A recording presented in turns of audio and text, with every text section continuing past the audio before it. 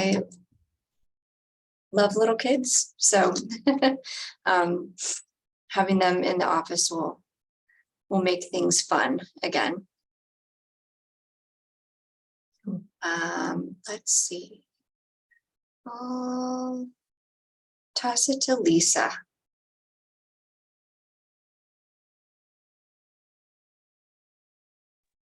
Hi, I'm Lisa Lauer.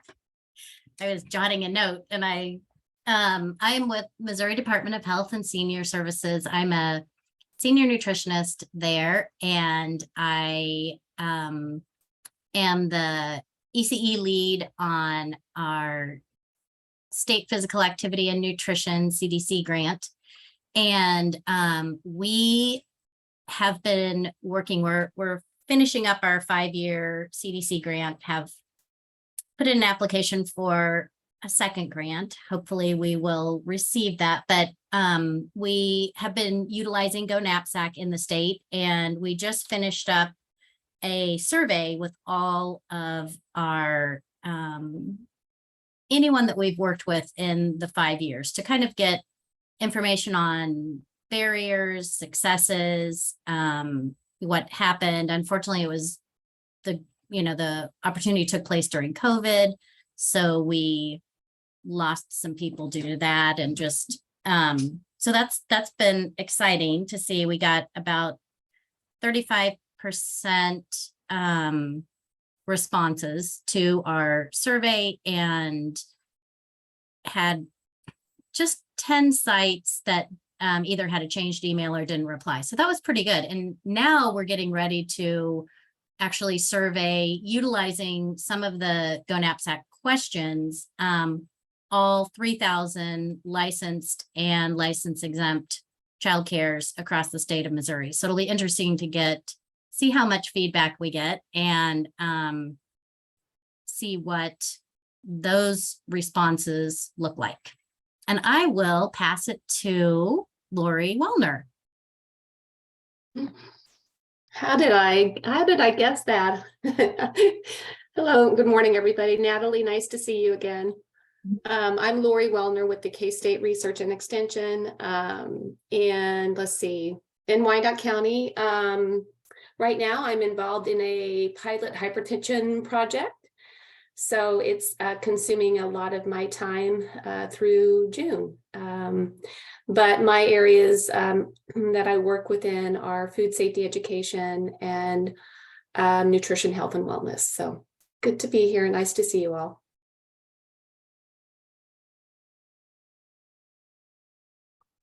Sorry. Let's see. How about Katrina? Sure. Good morning. I'm Katrina Minter. I'm with the Family Conservancy. We have, I've been there 25 years. I have several projects. I oversee the Child and Adult Care Food Program, Healthy Parents, Healthy Kids, and our Child Care Resource and Referral. And so we do have an exciting event coming up next Saturday. I wanted to make sure I mentioned it's an Early Childhood Enrichment Festival.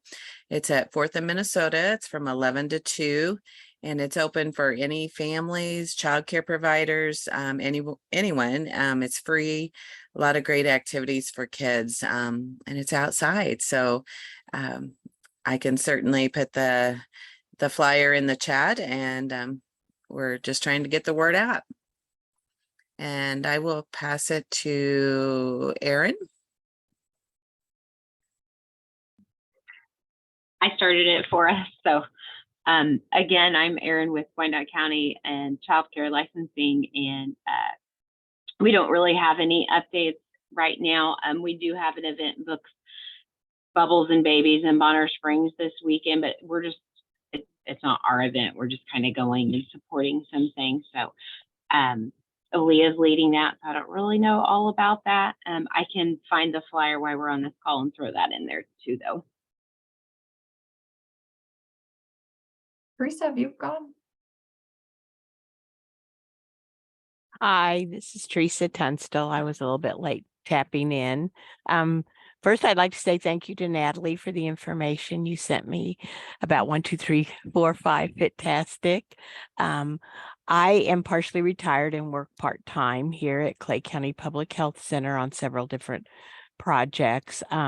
We have an MCH grant that I just finalized negotiations with one of our early childhood centers with the school district. I'm trying to start working with them. I feel like you get more bang for your buck. Those are huge centers. So we are going to be working with Excelsior Springs and possibly working with just the parents as teachers component of our North Kansas City School District Early Childhood Center for this next school year. So other than that, I do the smoking and vaping cessation for all of our clinic clients, and we host Sam Rogers here on site for primary care and dental. So if they have clients that are needing help with cessation, I help them too. So that's what I do here at the health center. Great. And I think we'll transition to our speaker next, who is Felicia on the call.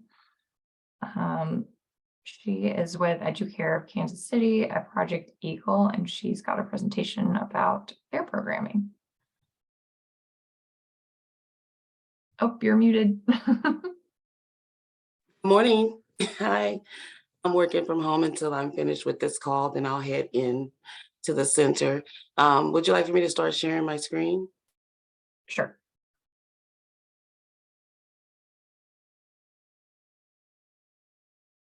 I love your paintings in the background. Thank you. Can everyone see the screen? Okay, perfect. All right. Do you see well, I am Felicia Williams. I am an infant toddler mentor teacher at Educare Kansas City, which is a part of Project Eagle. I'm going to go ahead and go to the next slide. We are located at 444 Minnesota Avenue in Kansas City, Kansas. We are a part of an Educare network, which supports 25 schools across the nation. They focus on implementation of research-based best practices, and our school's data is used to influence national policy in early care and education, specifically Head Start. We are a center-based center, the center-based component of Project Eagle.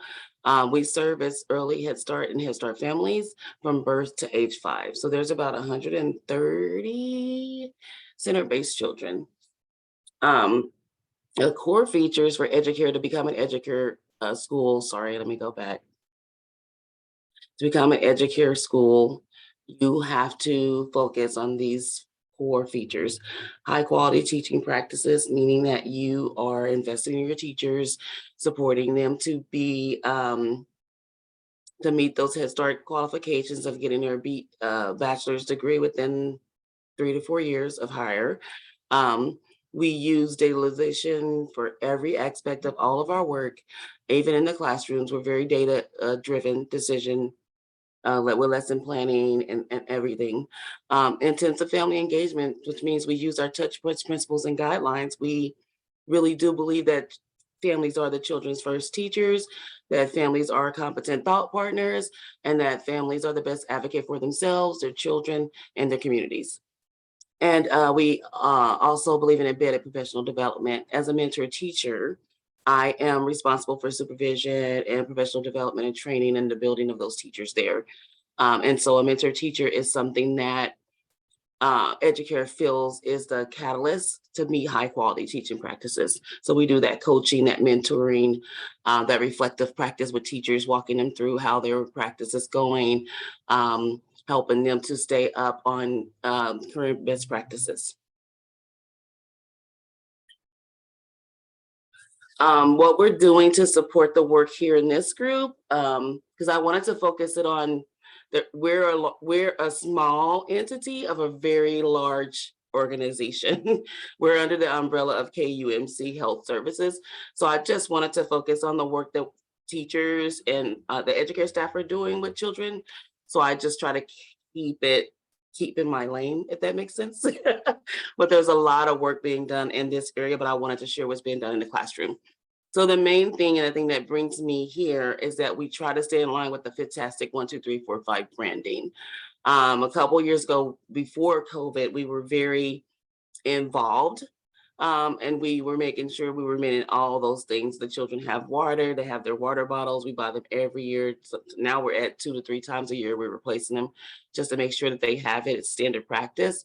Zero screen time for children under 2. 45 minutes in the morning and 45 minutes in the afternoon of outdoor learning. We have a dedicated multi-purpose room for gross motor development, and it's crucial that our classroom environment support all types of play, including gross motor play. We, of course, are partnering with CACFP, and we meet those standards of no sugary drinks and low-fat dairy and fresh fruits and vegetables on a consistent basis. Some pictures of our outdoor play, nutrition activities, children working in the garden. Sorry, I'm trying to move some of these, but I'm not having success with that. But hopefully you guys can see, like, they're indoors with their bikes. So we encourage all types of gross motor play and physical activity at every level, both in and out. Here's a picture of our family engagement. One of our families actually wanted to have a basketball clinic with our children during our early Wednesday release, and it's been very successful. Families really like it. The children are very active. They really enjoy it. I Am Moving, I Am Learning is a Head Start initiative that we're trying to be so intentional about using and implementing across our program. So we had all staff training in August, a full day training of Choosy. I Am Moving, I Am Learning with all the Choosy materials. It was very fun. The emphasis was being placed that as adults in Educare, that we are champions of health, and we are promoting healthy options for young children and families. For those of you guys who don't know, Choosy stands for Choose Healthy Options Often and Start Young. And there is a whole entire website. There is an entire catalog, and we have used funding to ensure that every teacher has all of those things at their disposal. This year, we are celebrating 10 years with the Kansas City Community Gardens. It's a very big thing for me. I was a preschool teacher when I started this first garden in 2013, and it's really been, since COVID, we've been outdoor learning and children need exposure to all these great things. And I'm like, yes, we do. And so I've been advocating for to just expand that garden. And this year they were like, okay, we're gonna do it. And so now we have 10 double stacked brand new garden beds. We're trying to be very intentional with the learning around that, been focused on STEAM and actually working with the Kansas City Community Gardens to implement some of their preschool curriculum, which Claire, our garden coordinator, created during COVID, but people weren't really using. So I told her that we would try to use and give her lots of feedback this year to see, specifically for me, how we can tweak it to be more accessible for infants and toddlers, because we're more geared to preschool, and preschool children love it and they can use it. But I would like to do more with infant and toddlers, because I'm a huge advocate that starting young means starting infancy, 0 to 3. So I'm really trying to support, that type of innovation. Like, what are we doing with these younger kids that are setting them up to be successful for when they're moving to Head Start and moving to the school district? So that's one of the things that I'm super excited for, with the opportunity to partner with Kansas City Community Gardens. And also we have, like I said, we're very data driven, and we do these family surveys every year. And there's been a trend where families are feeling insecure about food. And of course, with COVID, that's been expanded upon. So we have the opportunity to be able to try to service or meet that need. Some pictures of us all working together. We had volunteers from the classroom. These are teachers, a couple of parents, and the KC Community Gardens volunteers. We built them on the playground. We filled them up on the playground, and now they're ready to go.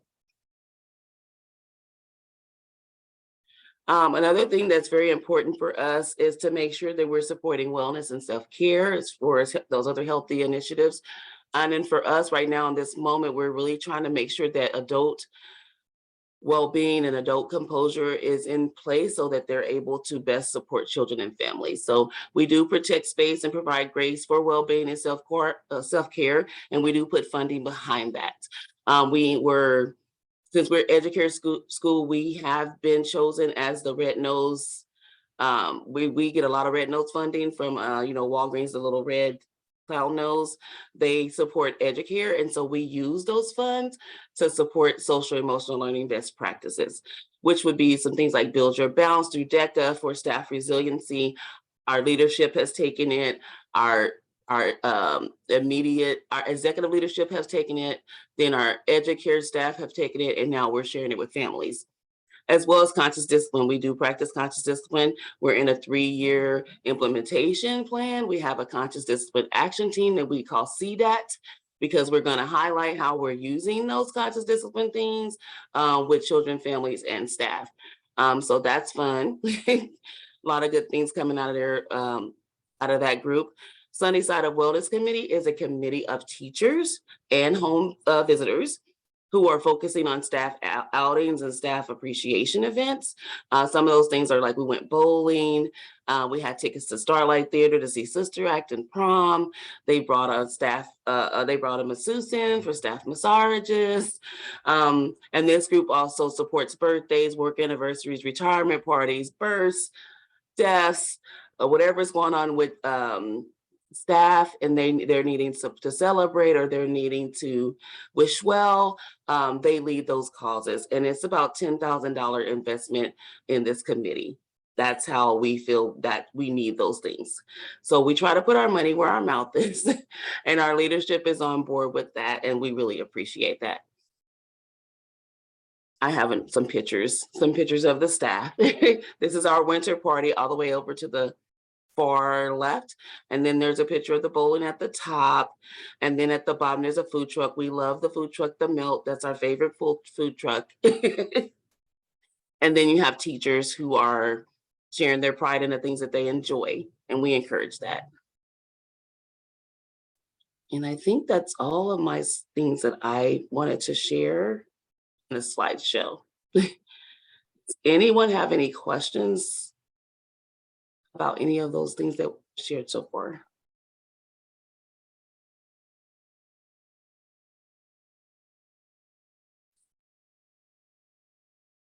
Okay, well, I'm so excited that I you have a guys, question. oh, sorry.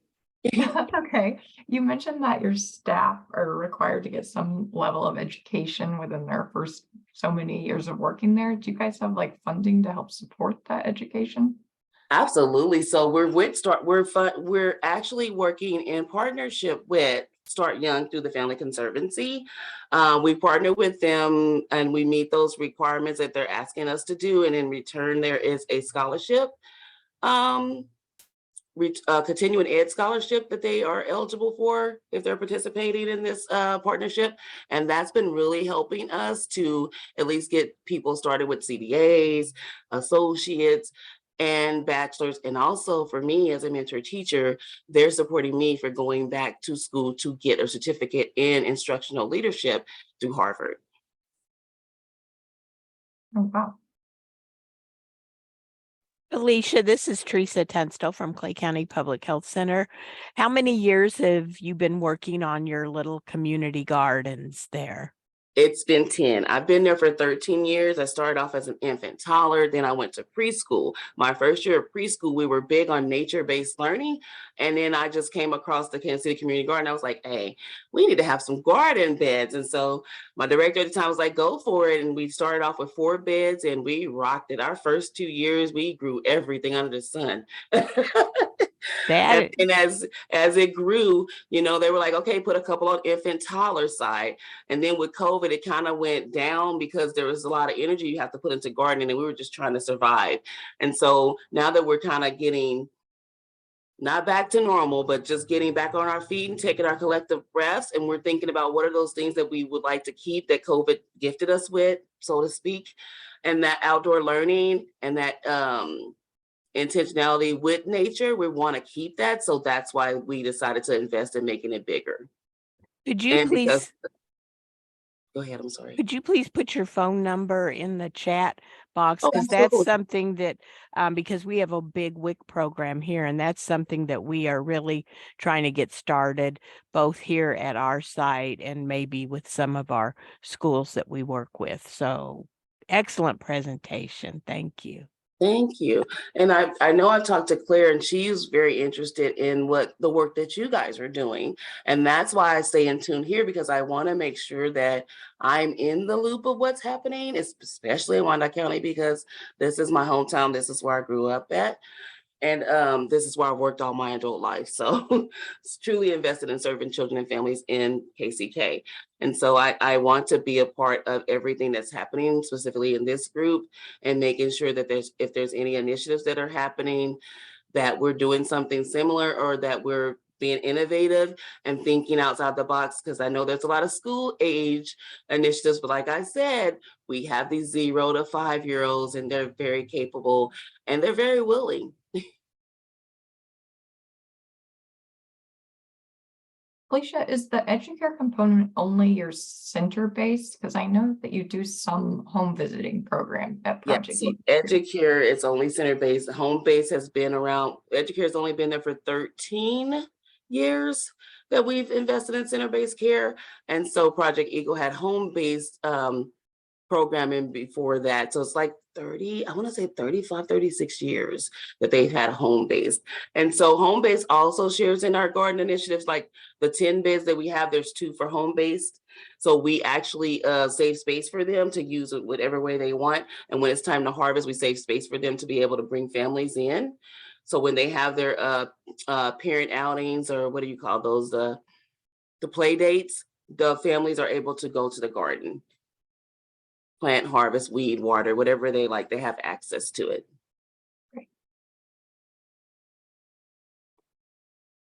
Do you get a lot of participation in, helping out in the garden from the clients? For the children or teachers or families? Well, from the families.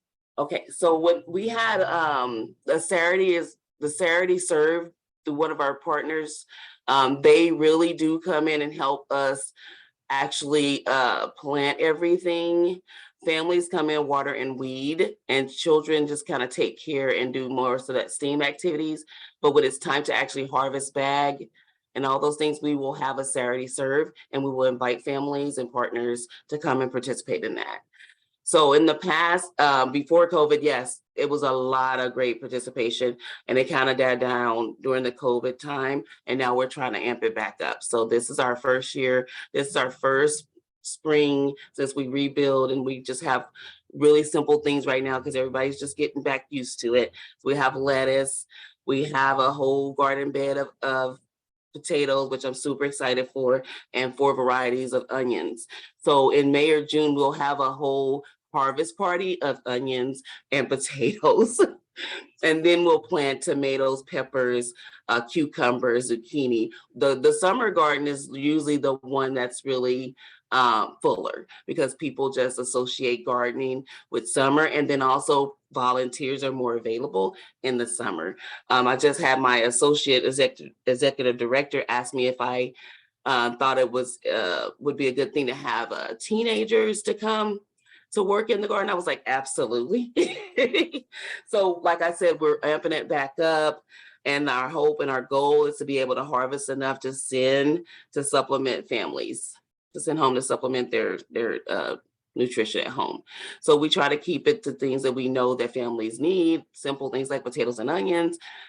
Different cultures can do different things with those items. So we keep it really simple. Like that first year when I was a teacher, we grew everything under the sun. We do different types of greens. We did mustard greens. We did carrots, radishes, turnips, all that good stuff, which was great. And we sent things home. But when you're talking about trying to feed the village, you have to think about what things are sustainable, and the potatoes and onions are more sustainable. So I would rather do 6 beds of potatoes and 4 beds of onions if that meant I could send a dinner home. Alicia, have you ever thought of connecting with your high schools. Our big event every year, this will be our 8th annual, is Family Fun Day. We do it at Mackin Park. And last year we had over 30 vendors and we had over 800 participants show up. It's on a Saturday. And this year I decided to call the counselors at the 4 high schools in the North Kansas City School District to see if any of their students would like to work off some community service hours helping us. So the counselors were delighted. They said, we're always looking for really things that help our community for these kids to get those hours. So you might try that. Yes, and she was mentioning that teenagers, it was hard to get them, I guess their background check because they were juveniles. But I just felt like we've had teenagers volunteer before, so I don't know if that's something new through maybe a KUMC legal thing. But I know that if we have like a sponsored family fun night or family event in afternoons and it's after hours, then we can get those volunteers in that way. That's why we do it on a Saturday. So there's some legal things that I'm not privy to, but they're there. And my executive director is trying to figure out how to meet the needs and also follow whatever the policy and procedure is with the background checks for high school students. So I'm hopeful that she's going to figure that out.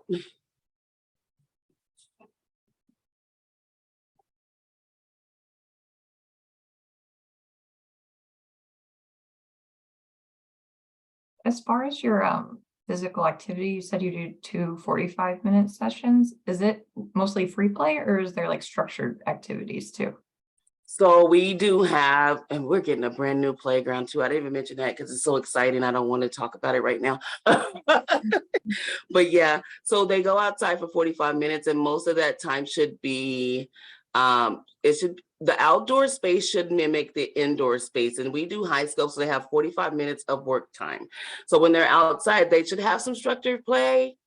But like you should bring out specific things that mirror their indoor environment and allow them to engage it in that way.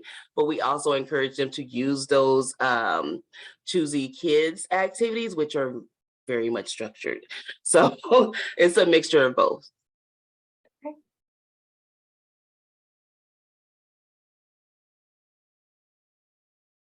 Does anyone else have any questions for Felicia?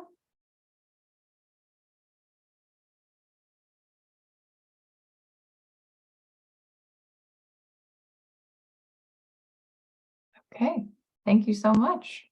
Thank you. I'm gonna just move on down our agenda. Our resources implementation group just met this past week and we made a few changes to the spreadsheet of our resources based on comments and feedback from the group. I can share that with all of you so you can just kind of see what we've been up to.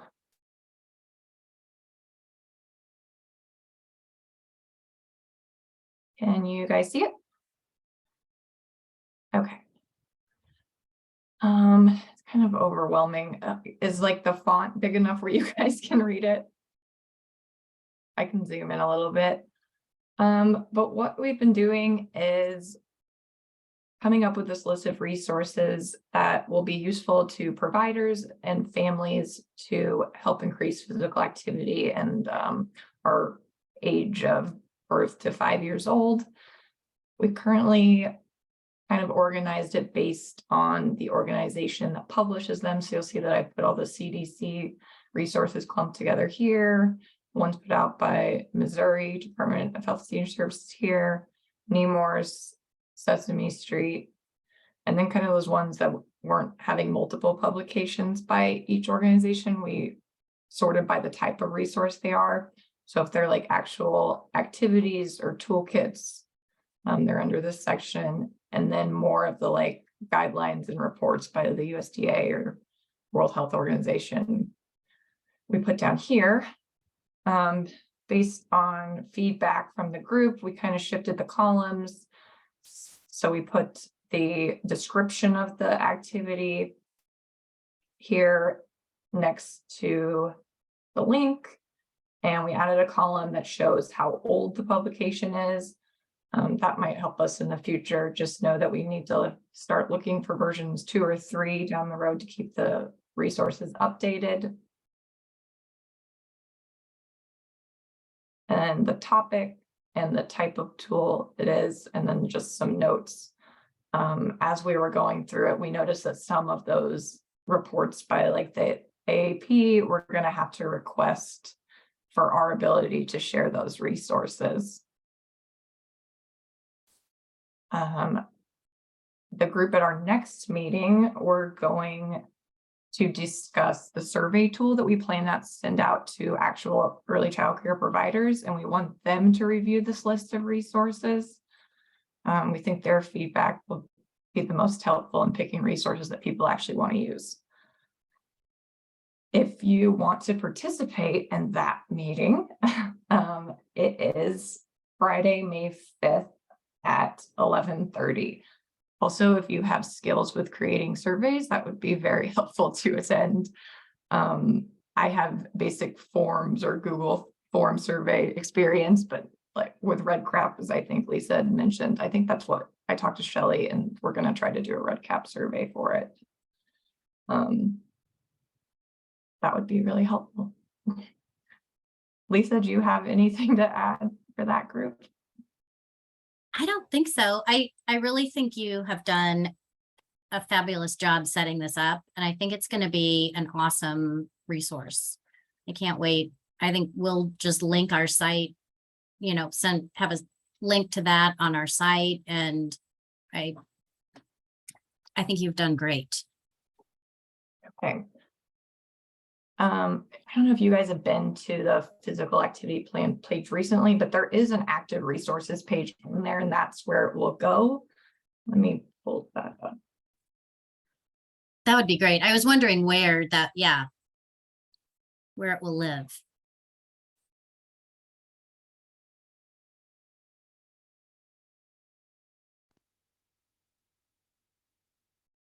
Under the Learn More tab, there's going to be a resources.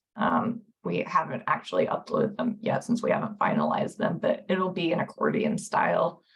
We can discuss how we kind of want to group them, whether it's by the type of resource or the person publishing the resource. And then it'll have more drop downs from each of those with the resource links.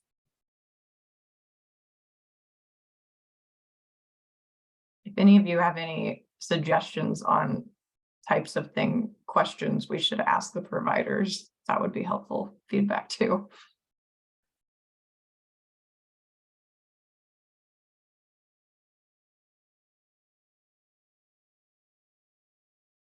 And next thing on our agenda is our Go Knapsack review report. That group will be meeting.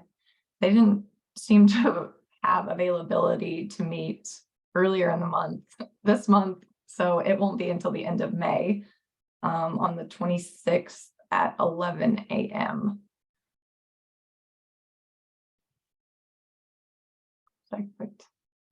I wasn't at that last meeting, but I had some notes from Shelley, and it looks like Kyle from Mark and Katrina from Child Care Aware. Oh, maybe you could speak to this. You guys shared about your programming and some of the professional development needs across Missouri for providers. And also you shared some of the barriers for using Go Knapsack with those providers. It looks like the group's still collecting data on all of the programming organizations that are out there that serve the Kansas City area. And the plan is to collect more data on what the needs of those providers, organizations, and state support services are to continue conversations on how to best support those groups. Right. So at the last meeting, and this was the first one I had been in, was the last one. And we're working on gathering our data on what trainings have been offered, what we have available. And so I'm not sure how we're going to gather actual data from the providers yet on that, but I'm and we know which ones have participated in projects and different things where we've offered the Go Knapsack, but yeah, it's just gathering a lot of information, and hopefully it'll come together. And I Oh, go ahead. I have attended that. I think that it will be, I think it'll be interesting for the group to see the data that we collected from our Go Knapsack survey, because it was specifically, like I said, asking the providers that have participated. And Missouri and Kansas work a little different on how, in Missouri, in order to participate in Go Knapsack, you must be working with a TA consultant. So if someone would request information or access to the site, we connect them with a TA consultant before just giving them access to the site. And Kansas is doing it a little differently. And I think you can see the retention differences related to the ways we're accessing, or, allowing access. But I think I would love for more people to attend to get a better understanding of Go Knapsack and what it's about, where its strengths are, where it, because we also report them to our Go Knapsack lead, and they've been they reviewed our survey and everything too before we send it out. And this is, like I said, just specifically for the Missouri participants, but there were Kansas City, Missouri folks that have participated. So. Great. Yeah, and again, that meeting is May 26th at 11 a.m. Last thing on our agenda is our implementation project applications. I think the only one that we have coming up is our resources group one. We're going to be submitting an application to get funding to provide incentives for those providers to actually fill out and complete those surveys. We'll be discussing that at our next resources group meeting. I don't think we have the 12,000 as a sector to give out, but I wouldn't think that this would take more than a couple thousand, so it won't take a large chunk of them, that funding. Does anyone else have any other updates they want to share with the group or events?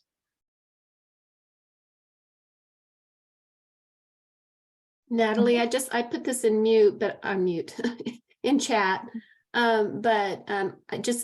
Because I'm maybe a little, late to the party here. What's the intent of the survey that you'll be working on?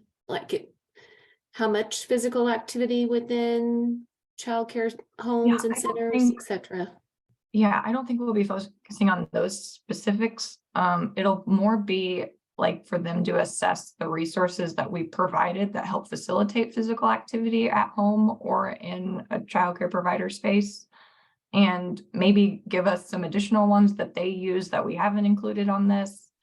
Ask them what support they need in helping make their spaces more physically active, inclusive.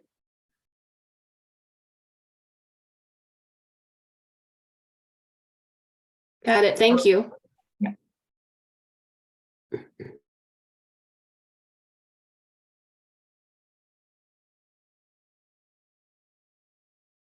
Yeah, well, I guess we'll get out kind of early today, guys, unless anyone has anything else. I don't think anyone will be mad about getting some time back today. Our next meeting is Thursday, May 25th, and it'll be at 9 a.m. as well. If you guys have any events that come up that are coming up next month or even in June, you can send them to me and I can put them in the newsletter.